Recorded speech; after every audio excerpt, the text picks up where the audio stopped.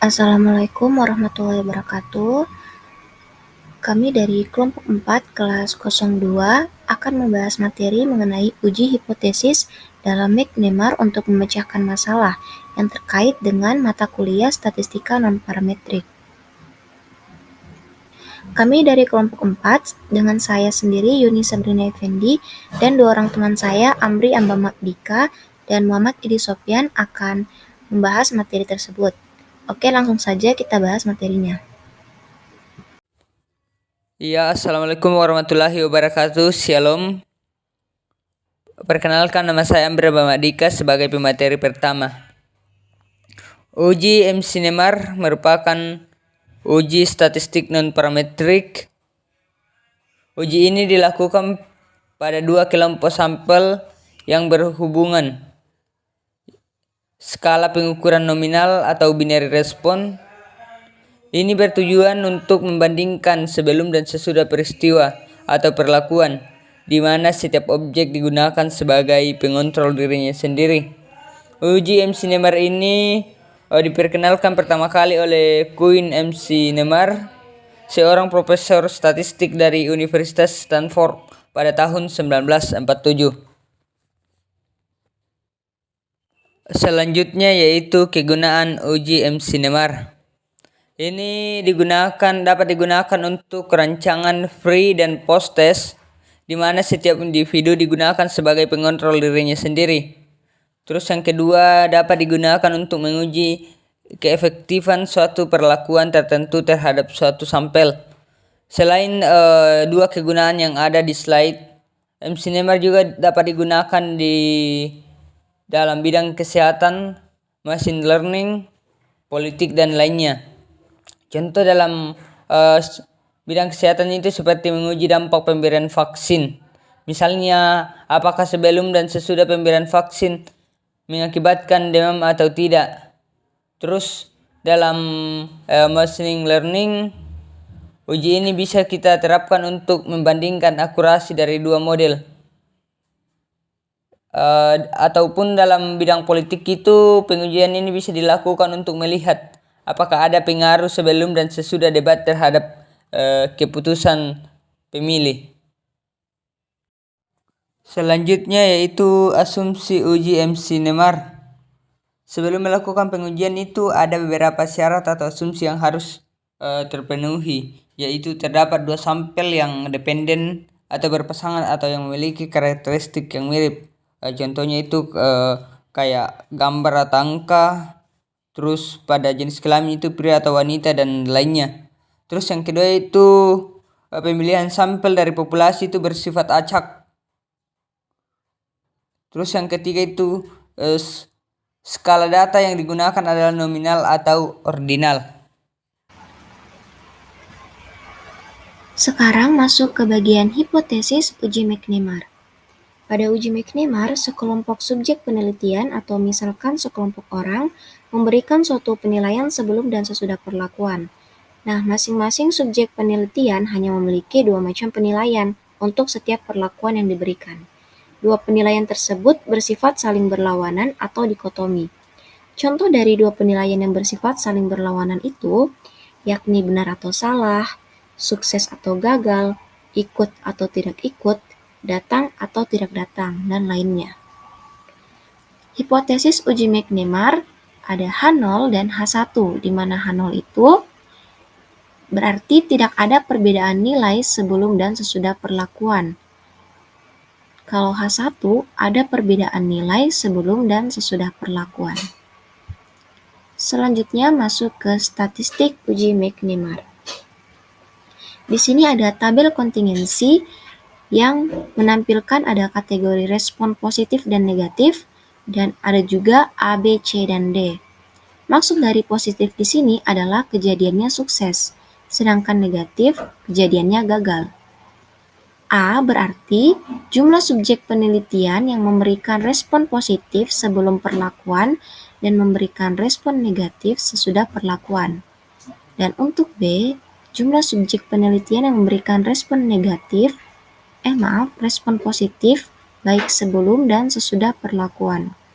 Dan untuk C, jumlah subjek penelitian yang memberikan respon negatif baik sebelum dan sesudah perlakuan. Dan yang untuk D, jumlah subjek penelitian yang memberikan respon negatif sebelum perlakuan, namun ia memberikan respon positif sesudah perlakuan. Nah, tanda positif dan negatif di sini dipakai untuk menandai kategori respon atau jawaban yang berbeda. Jadi, tidak harus bersifat positif dan negatif yang sesungguhnya. Nah, kasus-kasus yang menunjukkan perubahan antara jawaban pertama dan kedua muncul dalam sel A dan sel D. Seseorang dicatat dalam sel A jika berubah dari kategori respon positif menjadi kategori respon negatif, dan pada sel D dicatat bahwa jika berubah dari kategori respon negatif menjadi kategori respon positif. Begitupun yang lainnya. Kita masuk ke rumus perhitungan dari uji McNemar ini. Di sini menggunakan rumus dari nilai hasil perhitungan chi kuadrat atau chi square. Ada rumusnya yaitu A kurang D dinilai mutlakkan, nilai mutlak dari A kurang D kurang 1 dan dikuadratkan dibagi A tambah D.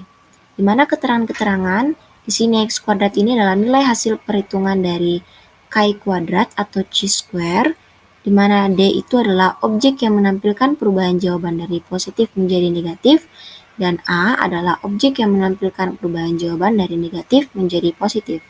Satu di sini adalah DF atau degree of freedom. Mungkin untuk lebih jelasnya kita masuk dulu ke langkah-langkah pengujiannya.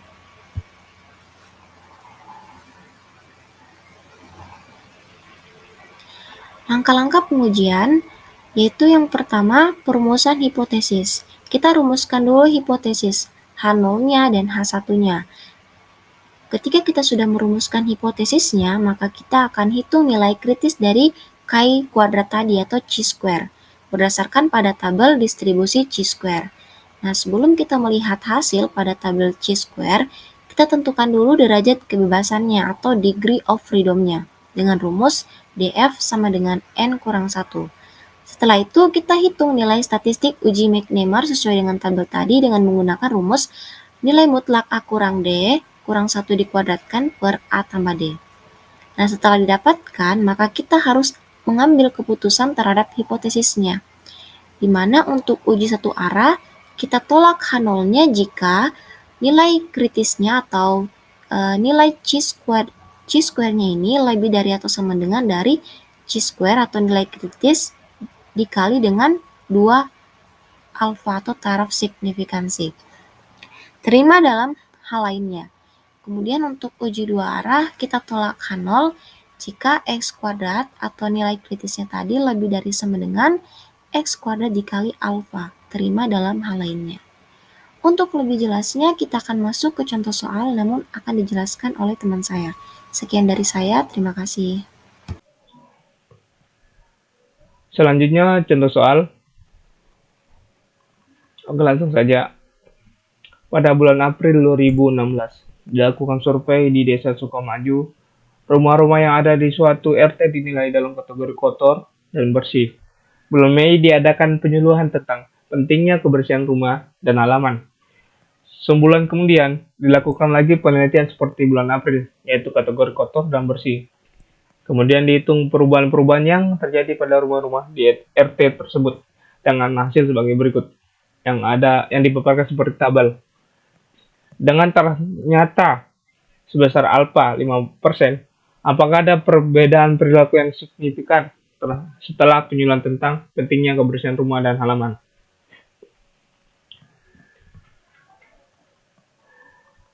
Pembahasan.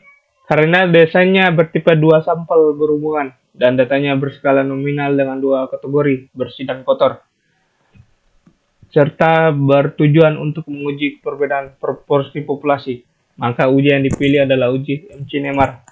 Hipotesis H0, peluang untuk berubah menjadi bersih dan kotor sama, atau PS sama dengan PD. H1, peluang untuk berubah menjadi bersih dan kotor tidak sama, atau PS tidak sama dengan PD. Tingkat kesignifikansi alpha sama dengan 5%. Uji statistik.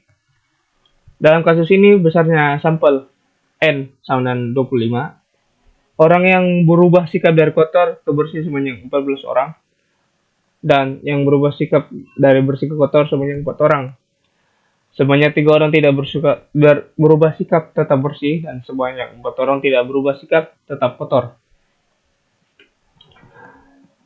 Langsung saja kasih masuk rumus di mana C² sama dengan A min D dikurang 1 pangkat 2 per A plus D, di mana A itu jumlah subjek penelitian yang memberikan respon positif sebelum perlakuan dan memberikan respon negatif sesudah perlakuan, yaitu 14 rumah.